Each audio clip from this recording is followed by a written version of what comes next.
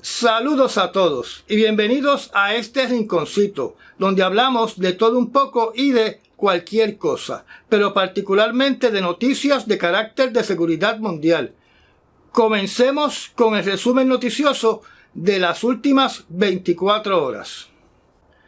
Ucrania reclama que fue exitoso en atacar el centro de comando de la flota rusa del Mar Negro en Crimea. Aunque el gobierno de Ucrania hizo este reclamo, al momento de estas noticias no hay una confirmación ni un comunicado de los rusos indicando cuál es la magnitud de los daños causados por este ataque de Ucrania. Posiblemente la respuesta de Rusia es el siguiente. Los rusos lanzaron, según informes de Ucrania, 43 misiles crucero, donde se alega que solo 7 llegaron a su blanco y los otros 36 fueron destruidos, donde los blancos estaban localizados en las ciudades que voy a poner en la pantalla.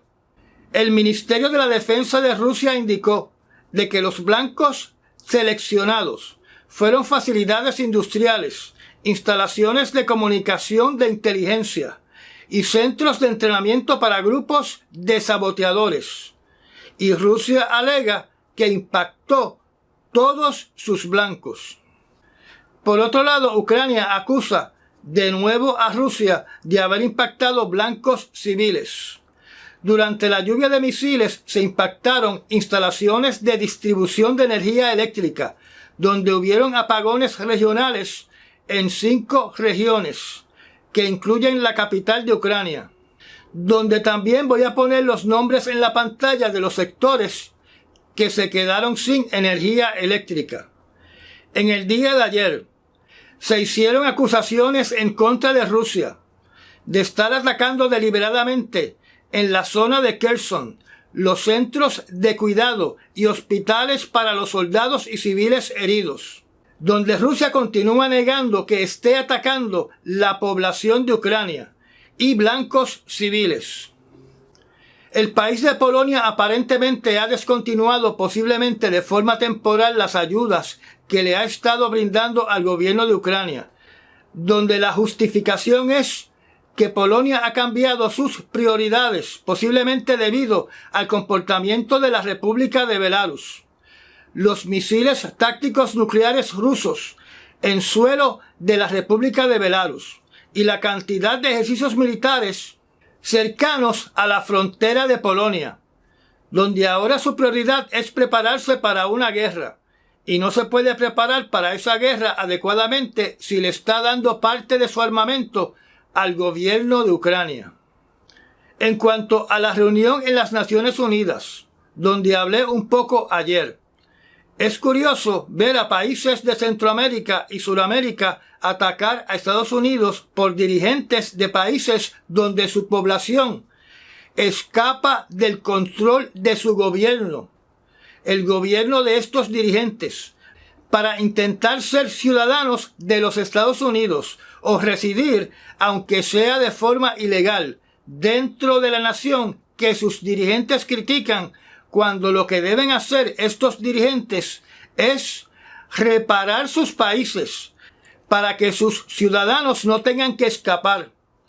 Es curioso que estos países, que la mayoría de ellos tienen lazos estrechos con Rusia, digan que el Comité de Seguridad de las Naciones Unidas ha perdido su credibilidad porque no pueden evitar guerras que se están realizando para expandir territorio nacional o cambios de gobierno, en vez de directamente criticar a las naciones que respaldan estos cambios de gobierno y que están expandiendo sus fronteras, que son China y Rusia. China expande su territorio en el mar meridional. Rusia expande su territorio en Georgia, en Ucrania, amenazando a Moldavia, a Lituania, a Latvia y a Estonia. Además, China y Rusia respaldan y promueven los gobiernos autoritarios, donde en una ocasión le dijeron al presidente Biden de que la democracia estaba fuera de moda. China respalda el golpe de Estado en Burma y a su junta militar, y Rusia está inundando a África con los mercenarios de Wagner Group en países autócratas. Y los países cuyos militares han dado un golpe de estado, como por ejemplo Mali y Burkina Faso, están repletos de los mercenarios de Wagner Group. Estos países, como indiqué, en vez de criticar a Rusia y a China, hacen lo opuesto y hasta solicitan ayudas de diferentes tipos, incluyendo la construcción de infraestructuras, particularmente del gobierno de China. En otras noticias, se informa de que Estados Unidos completó su ejercicio militar conjunto con el ejército de Armenia, mientras que el líder de Azerbaiyán dice que ha suspendido los ataques en la zona de Nagorno-Karabaj, ya que la operación militar para deshacerse de los separatistas fue exitosa. En lo que se refiere a esta operación militar de Azerbaiyán en el enclave de Nagorno-Karabaj, las informaciones son bien dudosas. Por un lado se dice que fallecieron 32 personas y 200 personas resultaron heridas. Por otro lado se dice que 200 personas fallecieron y que 400 personas resultaron heridas. Y otras informaciones hablan de que fallecieron 100 personas y hay un número no determinado de personas heridas. Así que la información que viene de Nagorno-Karabaj está plagada de incongruencias. Cambiando ahora de escenario, viajando al Oriente Medio, Israel reclama que tiene en estos momentos el tanque de combate más avanzado de quinta generación, llamado el Barak, que utiliza inteligencia artificial para controlar funciones dentro del tanque de combate, como por ejemplo el sistema de tiro, las cámaras y sus sensores. En otra parte del mundo, el gobierno de China acusa a la NSA de los Estados Unidos de haber intervenido las computadoras de la compañía Huawei desde el año 2009 en repetidas ocasiones. Esta es la primera vez que China admite este tipo de ataque cibernético por parte de los Estados Unidos, donde alegadamente los artículos indican de que Snowden fue el primero que dio la información sobre estos operativos de espionaje en aquel entonces. No se explica la razón por la cual China tardó tantos años para hacer estas acusaciones. Yo podría entender de que los Estados Unidos haya espiado y esté espiando a la compañía de celulares Huawei, ya que los celulares de esa compañía pueden ser armas del gobierno de China. Como les he dicho anteriormente, ya varias veces, el gobierno de China es codueño de toda compañía en suelo de China, donde por ley cada industria se supone que tenga una oficina para los representantes del Partido Comunista de China, donde tienen poderes de supervisión. Y como sabemos, China en estos momentos debe tener el sistema de vigilancia social más sofisticado del planeta, donde no solo es un sistema de vigilancia, sino también es un sistema de control poblacional. Y uno de los instrumentos que se utilizan para este control poblacional, naturalmente, son los celulares.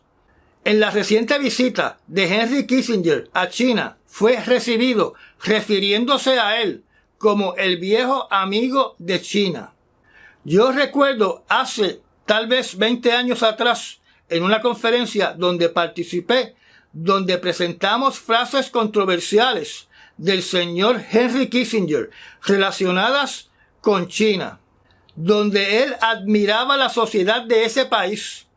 por el control que ejercía sobre sus ciudadanos, como si estuviese promoviendo ese tipo de control dentro de los Estados Unidos y en otros países, donde dijo en una ocasión de que China era el modelo a seguir.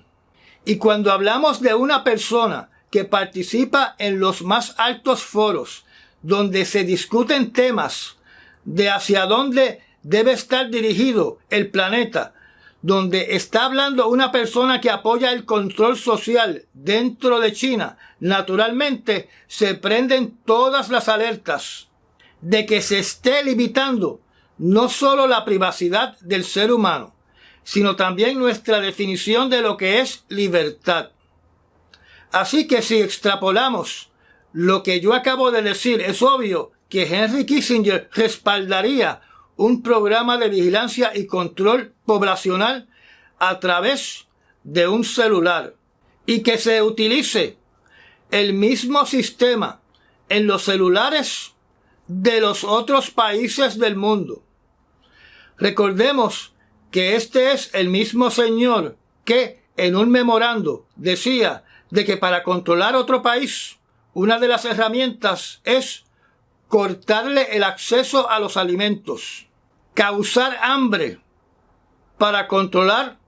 a países del tercer mundo. Regresando al tema de Huawei, aunque no hay un mandato sobre la población civil, pero sí sobre la población gubernamental de utilizar los teléfonos de Huawei, sí hay una petición del gobierno de China de que la decisión patriótica, de que si uno quiere ser un patriota y demostrar que uno es un patriota, uno debe estar utilizando los celulares de Huawei.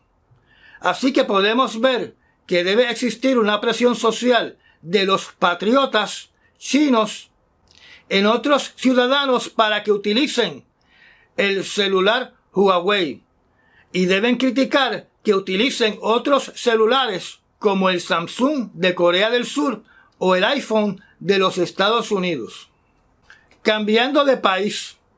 mientras Arabia Saudita está negociando con Erdogan un cese a las hostilidades con los palestinos, por otro lado, el príncipe Salmán, que gobierna el país de Arabia Saudita a nombre de su padre, dice de que si Irán tiene armas atómicas, que Arabia Saudita también va a tener armas atómicas.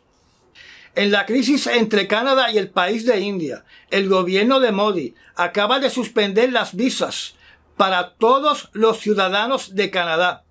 Así que podemos esperar en cualquier momento que el gobierno de Canadá expulse a los ciudadanos de India que trabajan en las embajadas de ese país en Canadá. Y así sucesivamente hasta que ambos países rompan por completo sus relaciones diplomáticas. Con respecto a la crisis del golpe de Estado en el país de Níger, donde ahora mismo gobierna una junta militar, el presidente Erdogan de Turquía acaba de meter la cuchara, diciendo que cualquier intervención militar en ese país amenaza no solo a ese país, sino también a toda la región, donde toda la región entraría en un estado más profundo de inestabilidad, y que él espera de que el país de Níger, aparentemente sin intervención militar, que se llegue a un orden constitucional y democrático para gobernar ese país lo antes posible. Regresando al Oriente Medio, el presidente de Siria, Assad, llegó durante el día de hoy a China, donde esta sería su primera visita después de más de 20 años, donde no se ha anunciado que tenga una agenda específica para atender asuntos relacionados a la economía de Siria y asuntos relacionados a la guerra que continúa en Siria en contra de ISIS, que no ha desaparecido, y en contra de los rebeldes, y en contra de la presencia de los Estados Unidos, que nunca se retiró por completo, ni siquiera durante la administración del presidente Trump, el cual dijo que se iba a retirar, pero no lo hizo.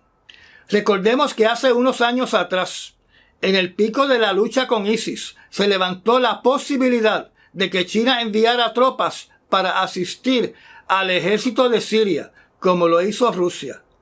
Y de esa manera, el ejército de China hubiese obtenido experiencia en el campo de batalla, porque aunque China tiene un gran ejército, no podemos decir que está en combate activo en ningún lugar del mundo.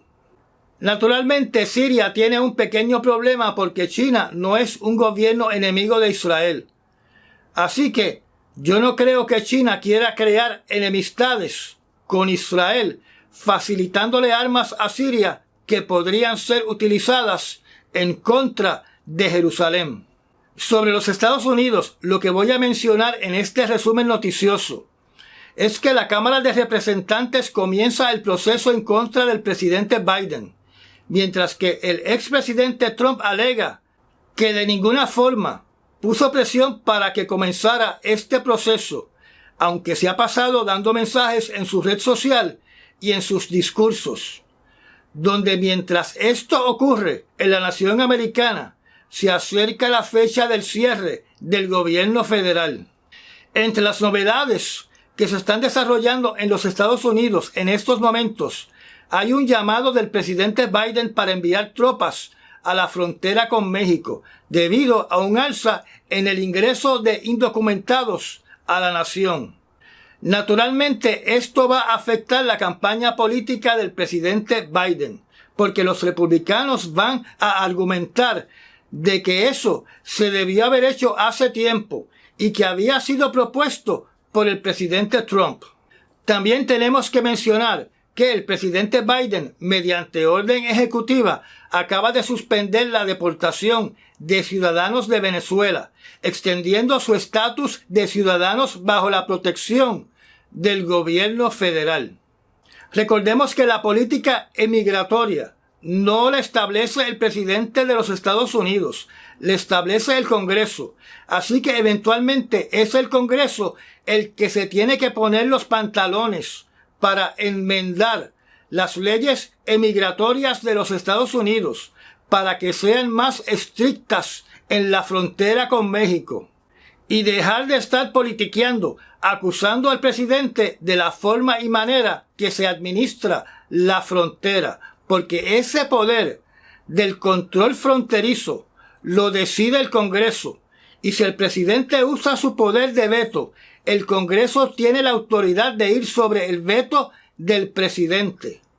También recordemos que el Congreso es el que tiene el poder de anular cualquier orden ejecutiva del presidente, porque si no fuera así, un presidente podría utilizar ese poder, el poder de las órdenes ejecutivas, para convertirse en un dictador. Sobre el clima, diré que el presidente mediante orden ejecutiva ha creado lo que se conoce como el Cuerpo Climático Americano, o en inglés, The American Climate Corps, que es un programa de capacitación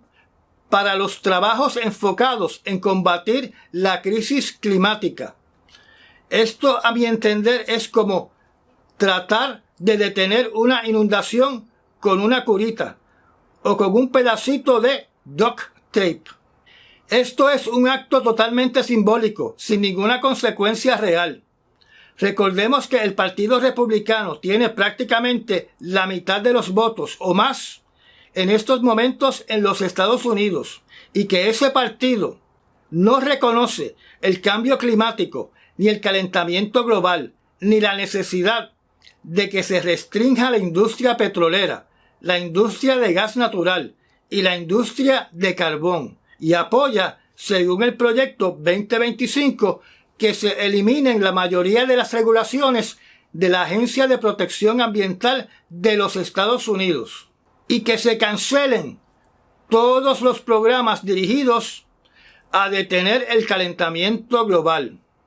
Donde nos tenemos que recordar lo que dijo el presidente republicano Bush en la cumbre climática en Brasil,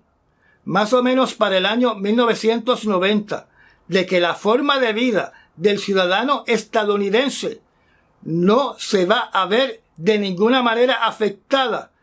por las regulaciones internacionales climáticas. Y esa manera de mirar el cambio climático ha permanecido dentro del Partido Republicano desde entonces. Una curiosidad de la administración de Donald Trump es que un asesor que trabajó para su administración dice que aunque fue el presidente Donald Trump el que solicitó que se incrementara la producción de mascarillas N95 para enfrentarse a la pandemia, él no utilizaba mascarillas porque las mascarillas le removían el maquillaje de su bronceado artificial de su rostro, y eso le desagradaba. Para mí es curioso que se haya modificado la historia para proyectar que fue el presidente Biden el que mandó a detener la nación durante la pandemia del año 2020, que fue el presidente Biden el que impulsó el uso de mascarillas y las vacunas, cuando el jefe, el líder, el presidente, el que impulsó la preparación de forma inmediata de vacunas fue el presidente Donald Trump y no el presidente Biden. En Noticias de la Ciencia, en el video de hoy, lo que vamos a indicar es que después de un año sale a la luz pública un video de la sonda solar Parker que orbita nuestro Sol, que fue sorprendida por una llamarada solar que impactó directamente la sonda y donde milagrosamente no solo sobrevivió, sino también pudo tomar un video de este encuentro directo con una llamarada solar, que lo están viendo en estos momentos en la pantalla. En cuanto a otras noticias relacionadas con la ciencia, quiero mencionar las dos enfermedades de las cuales hablé recientemente, donde una de ellas es el virus de Nipah, donde sigo teniendo la misma molestia de los medicuchos del apocalipsis, que dicen que este virus, que puede tener una mortalidad de hasta un 70%, va a ser la próxima pandemia mortal. Sepa usted lo siguiente: los científicos tienen un método para identificar cuán infeccioso es una enfermedad y se le asigna un valor conocido como el R0, donde voy a dar dos ejemplos para que ustedes puedan comprender el factor R0. El sarampión tiene más o menos un R0 de 12, o sea que una persona puede infectar hasta 12 personas. Cuando comenzó la epidemia del año 2020, la del COVID-19, el R0 era de más o menos 6, o sea que una persona podía infectar a otras 6 personas. Y cuando miramos el virus Nipah, el R0 del virus Nipah es de 0,48 o 0.48, y eso significa que la posibilidad de contagiar a otra persona es una fracción, que hace que la posibilidad de una epidemia o de una pandemia de este virus sea ínfima. En cuanto a la bacteria Brucella canis, aparentemente se ha limitado a 3 casos en el Reino Unido y por lo tanto no hay ninguna otra novedad en ese asunto. Y ya llegamos al final del recuento noticioso de las noticias más importantes en las últimas 24 horas. Recuerde compartir este video en las redes sociales y de recomendar este canal, porque su recomendación es la única fuerza que nos hace crecer. Gracias por los Super Thanks que me inspiran para poder continuar con este canal. Y gracias a todas las personas que ya son patrocinadores haciéndose socio de la zona privada del canal. Me da un like y nos vemos cuando discutamos las próximas noticias. Hasta mañana.